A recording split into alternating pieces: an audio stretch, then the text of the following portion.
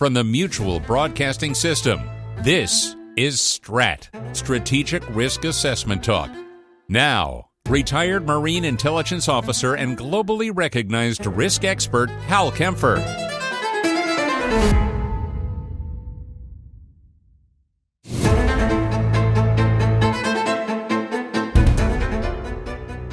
We have got a lot of things to talk about today. I have to tell you that things have been changing very dramatically, certainly over the holidays. And we went into the holidays looking at a variety of different things. Of course, not the least of which is that Syria has fallen, and or I should say the Assad government has fallen. And that's something that goes back to literally his father. You're talking back to the 1960s. Dramatic changes, but obviously things happening in Russia and Ukraine. But I'm going to start out talking about what's going on with terrorism. And this gets to the bottom line.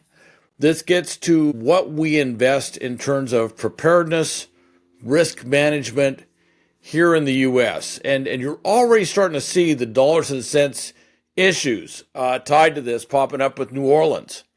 Now, obviously, in the wee hours of January 1st, we all know there was just a horrific terrorist attack. It was a complex attack, actually. What everyone remembers is the vehicle ramming attack. And of course, the vehicle ramming attack was enabled because, for cost measures, they had taken out the bollards, the things that actually block vehicular traffic going down Bourbon Street. They had taken those out, and they had not replaced them with these mobile obstacles that they have. They're about 700 pounds that are used to stop vehicles. They didn't replace them. In fact, the superintendent of police said she didn't even know they had them. And they didn't put what they do in other situations, like a big garbage truck or some other sanitation truck or something heavy to block the street. They just had a police cruiser, 2 police cruisers in the area, but 1 police cruiser, and the terrorist himself actually just drove up on the sidewalk around the police cruiser and then just basically floored it going down Bourbon Street, killing about 15 people and injuring about 30 others. So just a horrible thing. But you're looking at somebody was saving pennies, and of course by the time the litigation's done with this, it's going to be a lot more than pennies involved. But somebody was doing something that was, as we used to, say, penny wise and pound foolish, which is they weren't looking at the potential cost, and they weren't looking, and nobody was apparently looking closely at the calendar either to realize that New Year's Eve is a big event that occurs in New Orleans. And so they just kind of missed the whole thing, and it was horrible. All right. Now, the terrorist himself, Samsu Din Jabbar, was a veteran. He was a staff sergeant at one point. He had served in the regular forces for a time, and he was in the reserves, or he had been in the reserves. He had served in Afghanistan in 2009. He'd been in a number of posts, not the least of which is Fort Liberty, what used to be called Fort Bragg. But he was an administration. He wasn't special operations. He wasn't, combat arms or something like that. He was an administration person, an admin clerk. He calls it HR, which I find was rather interesting when he describes it in a video that was widely played. But he was, initial reports were that he was raised Christian. New reports are saying he was raised Muslim. His family is Muslim. And that somewhere in the very recently, he started drifting into radical extremist things, and it appears tied to a rather very bad divorce that he was having with, I think, his second or third wife. It's not quite clear. I've read different reports that indicate, I thought it was his second wife, and then someone said, no, it's his third wife. But that froze his assets, put him into a desperate financial situation, and he was kind of stuck. And what sometimes happens is that people, we've seen this with terrorists in the past, that individuals are having traumatic issues in their personal life, serious stress, usually involving a spouse or, a fiance or something like that. And that kind of sets them on a path, if you will. And many times they're looking for answers. And sadly, they will get recruited, or they will find their way into some of the more radical content online, and that's what it looks at here. Now, it also looks like he traveled overseas this last summer. He went to Egypt for a period of time, about 1 or 2 weeks. He may have gone to Ontario. It looks like he went to Ontario, Canada, too, for a period of time. Again, it's not quite clear what he was doing there, who he may have met with, and that's what the FBI is looking at right now. But it could have been he was recruited online. This is, I would say, a good working hypothesis. He was recruited online, and that somebody actually had him fly to Egypt, where he may have been further indoctrinated, got some rudimentary training. Obviously, you can't do a lot in that period of time, and had set him down a rather dangerous pathway, if you will, that led to this horrific attack on the morning of January 1st. All right. So that just happened. It's got national attention, and it's got us looking at all sorts of things. Now we're looking at all kinds of venues. Obviously, vehicle ramming attacks isn't new. In fact, just prior to the holidays, DHS had put out a bulletin warning about vehicle ramming attacks. As it turns out, there was a threat assessment that was done in New Orleans. A private firm had been hired to do a threat assessment. Security firm, which talked about the vulnerability of the French Quarter, talked about Bourbon Street, and it's very clear that city leaders who are proclaiming ignorance of what this was all about made some really bad decisions. And it certainly, that's something I have seen over the many years, which is that city councils, mayors, county boards of supervisors don't get a really solid threat assessment, don't get a really solid risk management picture tied to some of the decisions they make. What they do get is they get the dollars and cents stuff all the time. And so a lot of times they'll make these decisions based on, the immediate dollars and cents implications of what they're doing. And of course, then they pay huge amounts of money. Some years back, you may recall in 2017, there was a horrific sniper attack in Las Vegas at the Route 91 concert, and they were firing it from Mandalay Bay.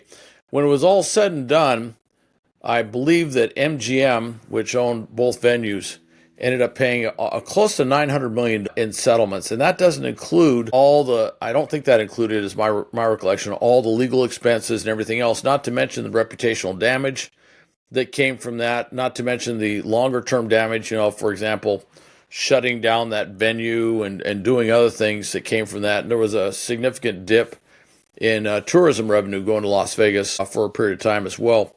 So when you're looking at that, that's $1 billion plus. And I remember at the time talking to some senior officials out in Las Vegas and said, look, I wonder if those lawyers realize that for probably about $5 to $10 million a year, they could have almost, not absolutely precluded, but they could have probably precluded that type of attack and a lot of other types of attacks from ever taking place if they're willing to make that investment. I'm sure now, having paid out that huge sum of money, they're probably saying, wow, that would have been a really shrewd investment if we had seized it. Unfortunately, after the fact, they didn't seize it. And so this is one of the things that's coming out of the New Orleans attack, is it's going to make us look at a lot of these different things and really get into the penny wise versus pound foolish implications of not investing in preparedness, security in a more holistic manner. If you're just looking at the immediate venue, if you're going to try and build a fortress around every stadium, every tourist attraction, whatever it is, you're going to miss, 99% of the early warning indications that something is going on. That see something, say something, that's a much broader net of activity out there. So that's one of the things that are going to have to be looked at coming from this. Also, another thing that happened in December that was getting a lot of press almost around the same time as what just happened on New Year's was in the Norfolk area.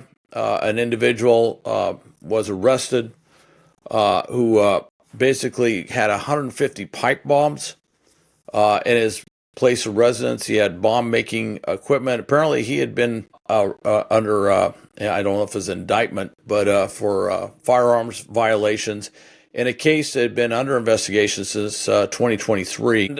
His lawyers are claiming that he had no intent to do damage, whatever it is. The question is, what are you going to do with 150 pipe bombs? And I would take us back, to look historically at what's been done with pipe bombs and with bombs. If you want to look at some dramatic history, you'd go back to the 19s and 1920s with the anarchists and what they were doing with bombs in various different locations around the country and how they were trying to spread, quote, anarchy, unquote. But I would also take you back to some things that have happened more recently, where we've had multiple bombings. For example, in Austin some years back in Texas, there was a serial bomber, if you will. We've also seen serial bombings in other locations around the country. So 150 pipe bombs is a lot of devices, and so that's something to consider in terms of what could have been done there. And it makes me also wonder how many others out there might be stockpiling pipe bombs or something like that. And then, of course, for what purpose those would be for. Ostensibly looking at the individual involved, a guy named Brad Spafford, initially it looks like maybe some sort of domestic extremist agenda was involved. Obviously, they're going to be looking at any type of agenda that was involved. And by the way, before anybody gets running away, making immediate guesses like, well, it's probably something tied to right-wing politics or something like that. Very possible, but I would say that a lot of these things, they're not tied to the traditional political spectrum. They might be tied to what's called sovereign citizens, which is an anti-government, anti-corporate extremist belief system we've seen with all sorts of violent attacks. I would go back to Oklahoma City in 1995.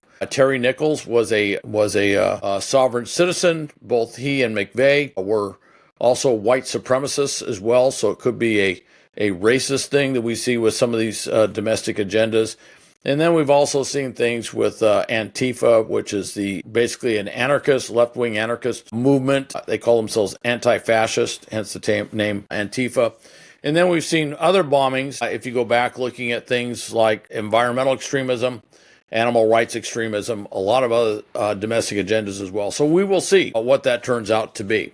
But obviously with something like that again makes us look at what is our investment in emergency preparedness, what is our investment in security, what are we doing to proactively prevent our facilities from becoming potential terrorist targets as well. Also, I'll also point out with this, at the same time that all this has been going on, there was an incident. I don't know how you want to call this. It wasn't a terrorist attack.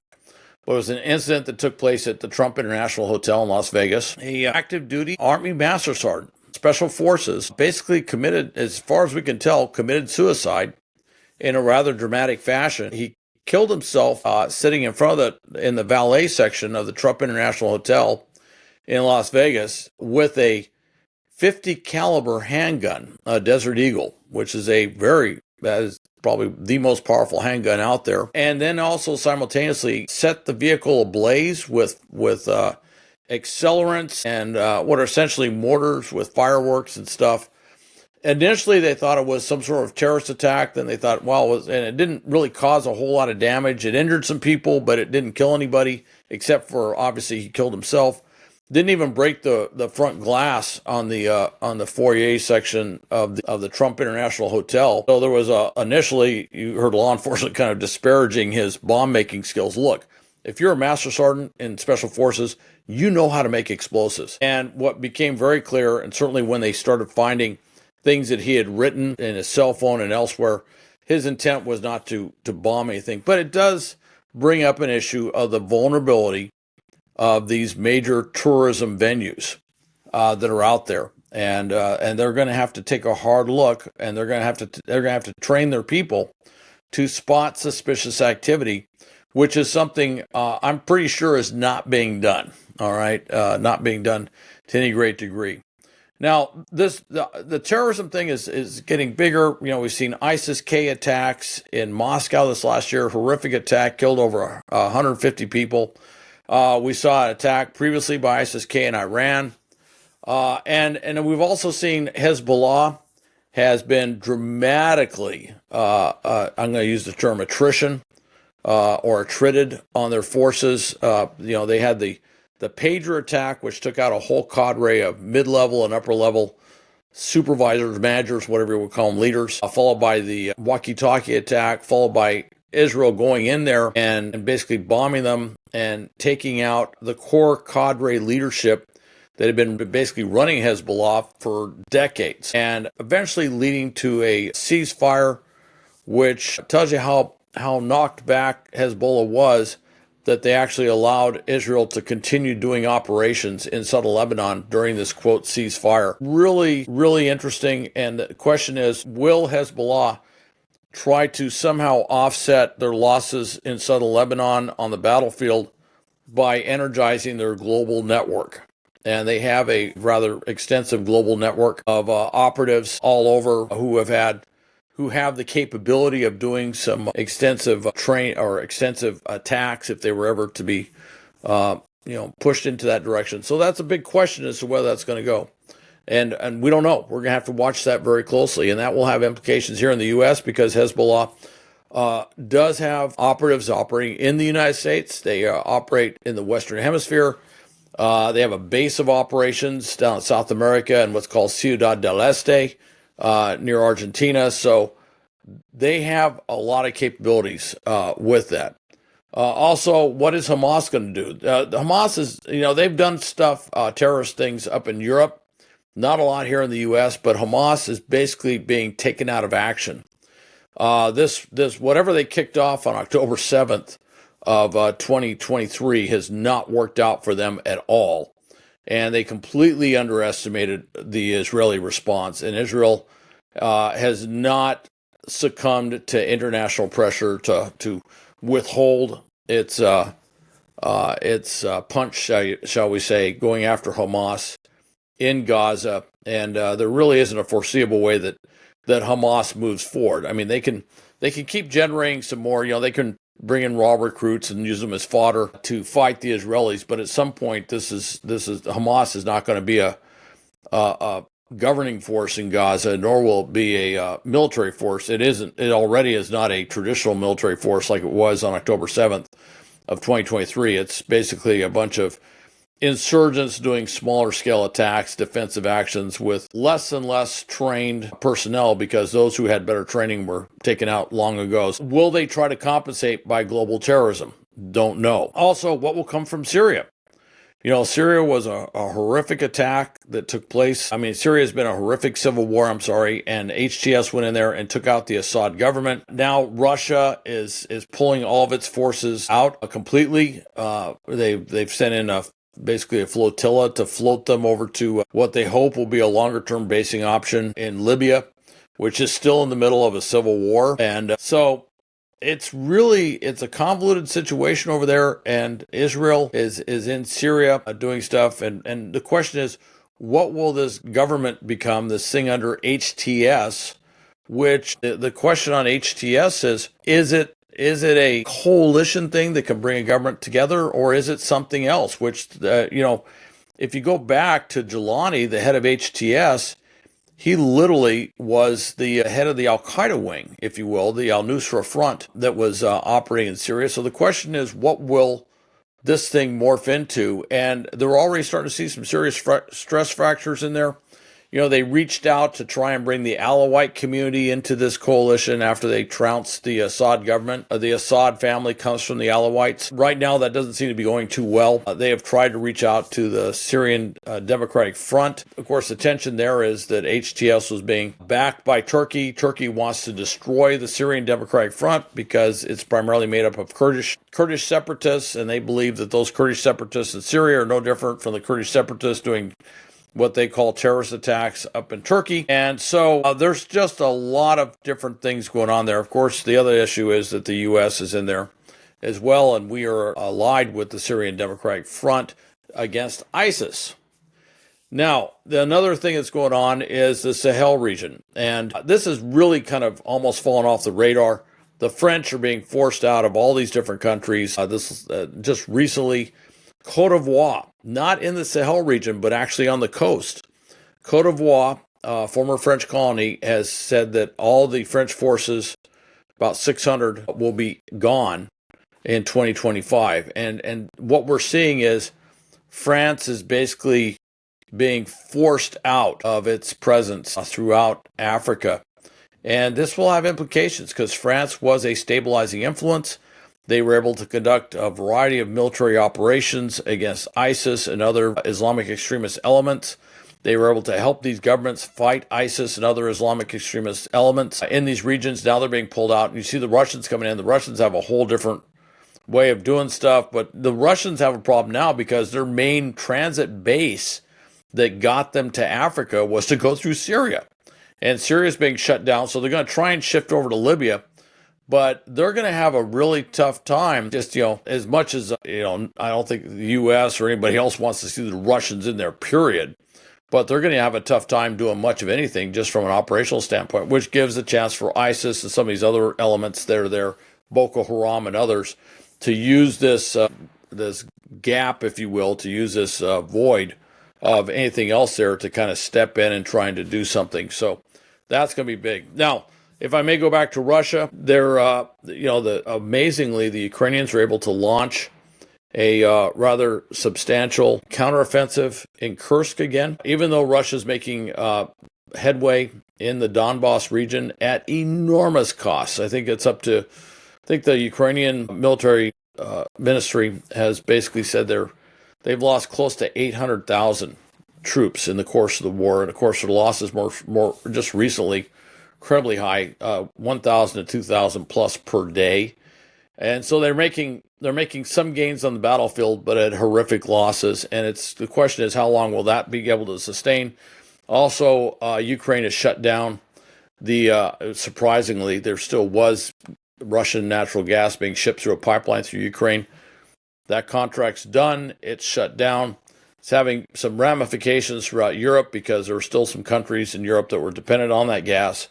But it also causes a huge dent in Russian income, and that's going to cause some bigger issues as well. So with that said, a lot of issues going on there, and I'm just going to kind of leave it at that. We have talked a lot about these issues, but I would say that the biggest thing that comes out of the most recent thing is what to do about terrorism.